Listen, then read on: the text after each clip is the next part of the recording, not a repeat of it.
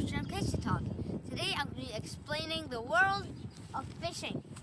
Today I'm at a pond pretty close to my house and I got a rod right here. And first let's talk about the parts of a rod because you need to know your equipment to start on the sport. So here, this is the actual rod itself. This is the line. The rod helps you keep the reel attached to it and catch the fish. The lure is at the end of the line. The line helps you retrieve your lure. And this line, it is quite thin and translucent at least. So it's hard for the fish to see, so they only see the bait, or the lure in this case. And then they'll bite on, the hooks will catch them. This is the reel. Well, the reel has some parts to it already. This is the handle where you can crank it and that will retrieve the line. And over here is the bail. And I'll explain how to cast it later, but the bail is really important for casting. This is the thing to set your drag. If you're fishing for bigger fish, set your drag loose so it doesn't snap your line. If you're fishing for smaller fish, the drag doesn't matter. It's best to keep it more tight. So those are the parts of the rod.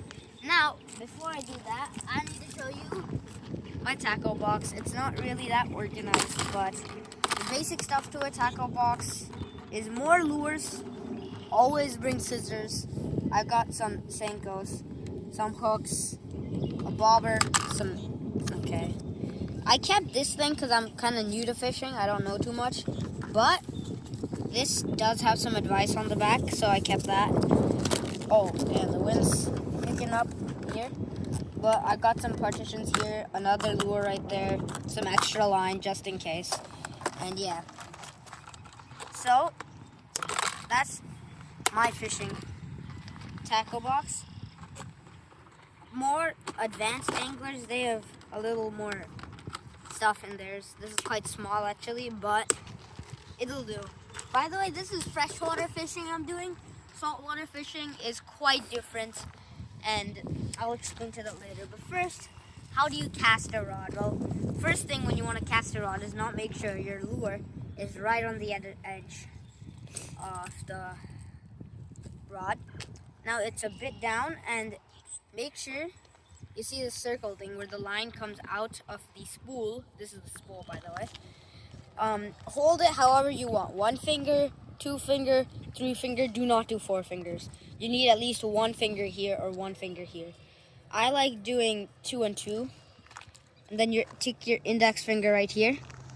You pull the line here. So now hold it against. Don't make it loose. Make sure to hold it nice and tight there. And then open the bail. Now the line can go freely. So now I will go here. Right here. Now you see it's right here, and then I'm gonna bring it all the way back. Since I'm a beginner, I don't really know any other ways. This is my best way. Once you get the hang of full back casting, start casting from the side and just directly above.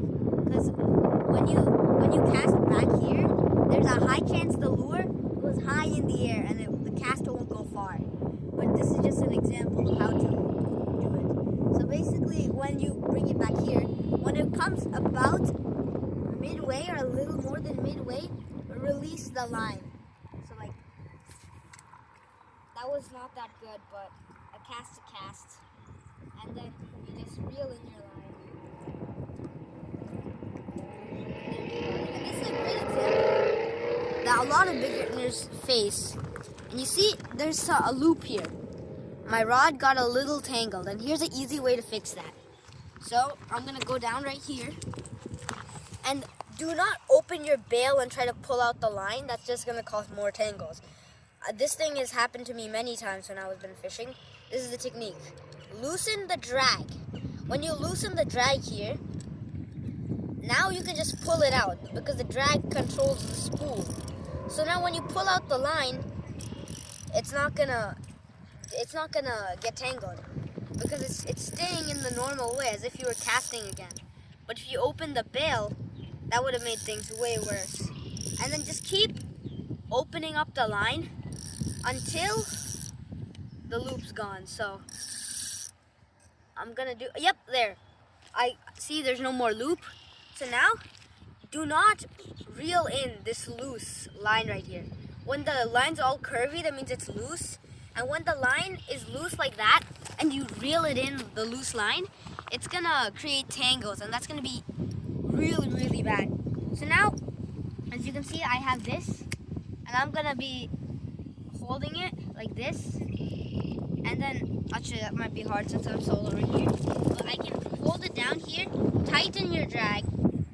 Okay, so now, as you can see, I did a little cut that was taking way too much time. But as soon as you see now, there's no more loop in the reel.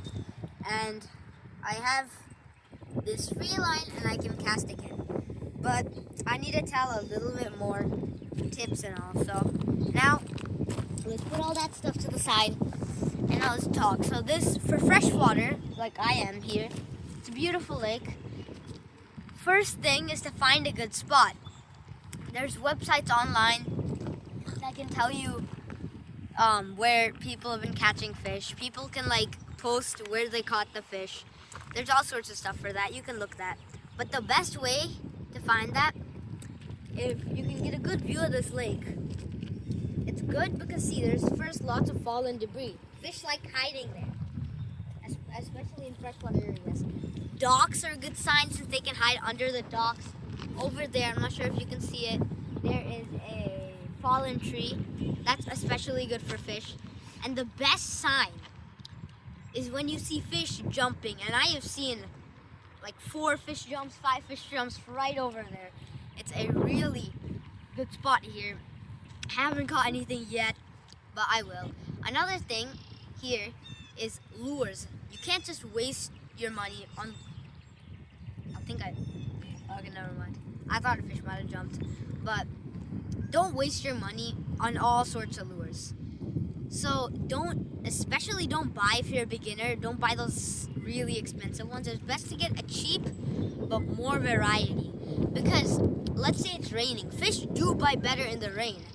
But if you're using like a normal lure, like how I was using, you're not gonna get any bites because those, they make no noise. The rain that's splashing on the water hard, even if it's a drizzle, it makes noise. It makes more noise than your lure. So they're not even gonna be attracted. They can't hear it. And most fish don't have good eyesight. So you're not gonna get any bites. But you know, like their poppers, they go on the top, they're topwater lures, but they make lots of noise. Buzz baits, they make buzzing noises. All sorts of lures, they make different types of noises. And those are good in the rain because the fish, they can hear it and they're like, oh, that's another easy meal. They're going for it and they'll bite it and then you get a fish right there.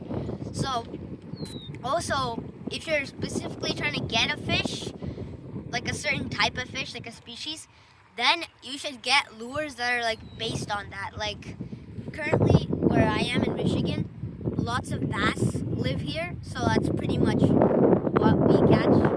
It's largemouth bass mainly, but there is some smallmouth bass. This area is actually known for trout, bass, and pike. So for bass, largemouth bass, they're like the most competitive thing in fishing actually. Bass, since they're really easy to catch because they'll eat almost anything. So not too much thinking needed to that. So mainly it's on the spot you are and what bait fish there is in the area. Bait fish is smaller fish that bigger fish like to eat. So the lure I have here, I'll just try real quick. This lure right here, that's a bluegill. Bluegills are really small fish. They're not as small as that. That's a baby bluegill right there. But bluegills, they can grow up to this big. It's fat. A bluegill was the first fish I've ever caught in my life. They're really easy meals for the larger bass to eat. Pike eat them too, but pike kind of focus more on other ones. So they're a really easy meal. So if you get a lure that can mimic a bluegill, you can catch a lot of fish on that. And also, insects. Insects work really good. Insect lures, real insects. Live bait fishing is more popular in the saltwater area, but you can also do it for freshwater. Where you can just take a live fish, you can put it on a hook, and then you can cast it out, reel it in, hopefully catch a fish. So all sorts of lures, you can check out other things. Do what you think, because some lures, they work really good in any area, any type of fish. It depends on your fishing type of style. Like if you like fishing in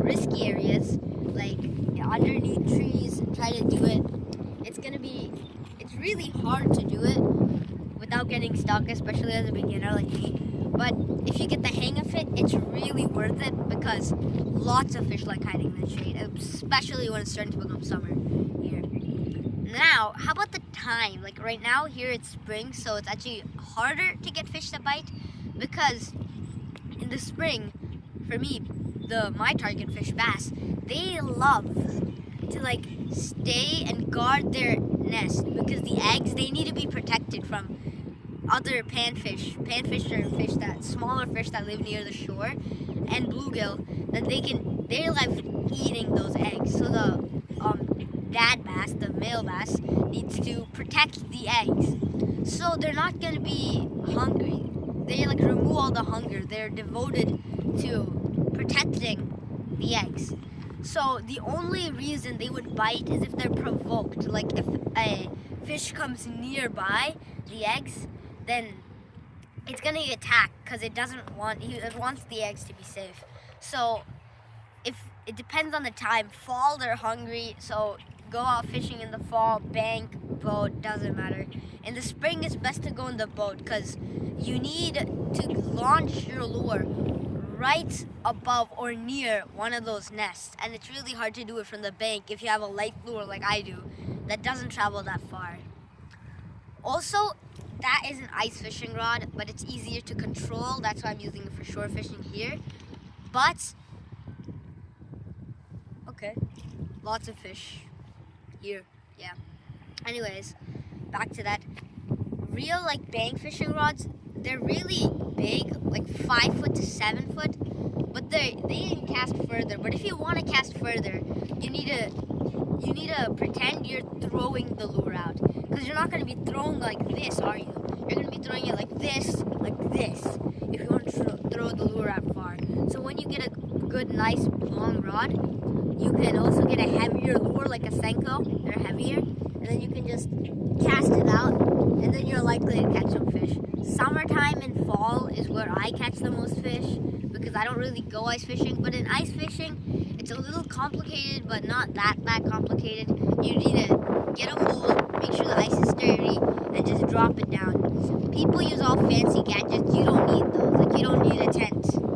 I mean, if you're okay with the cold, yeah, you don't need a tent. You don't need those underwater scanners that scan if there's a fish. Like, you can want them, but you don't need them for ice fishing. All types of fishing are really cool if you enjoy nature and really fun. But now let's go into saltwater fishing. I'm not an expert on saltwater fishing, but I do know a few basic things. In saltwater fishing, the best way is actually to use live bait, because artificial lures in saltwater fishing, especially near the ocean, it goes more far out, so the fish, they're a little more far out and it's harder to just cast it out. Though yes, you can use artificial lures, it's best to use live bait, like fresh mullet or other saltwater things. The most typical catches, people who like to fish saltwater mainly try to catch trout and redfish. Redfish is quite yummy, but I don't eat fish. But people say, so you can try if you want, if you eat fish. But like that, anyways, in saltwater, it's more distance, more boat necessary than freshwater. It's also a little harder because like you need to be stronger. Saltwater fishes are stronger than the freshwater fishes. Freshwater fishes do put up great fights, but the strongest they can get is like a muskie. They're huge, they're strong, really hard to catch because they flipping stalk their prey to make sure it's real. And no other fish does that. Maybe pike do that a little bit. Pike are similar to muskie, not muskie though. But yeah. Also, if you're looking for a good tasting fish, walleye. They're freshwater fish, really awesome and really tasty apparently. They're known for being mildly sweet. In fact, most freshwater fish are actually mildly sweet. And I was surprised because I thought fish was savory, but then I realized like these type of fish I typically catch, they're not savory, but like other fish, yes, they can be savory. So yeah, that's pretty much for today's video. Bye bye.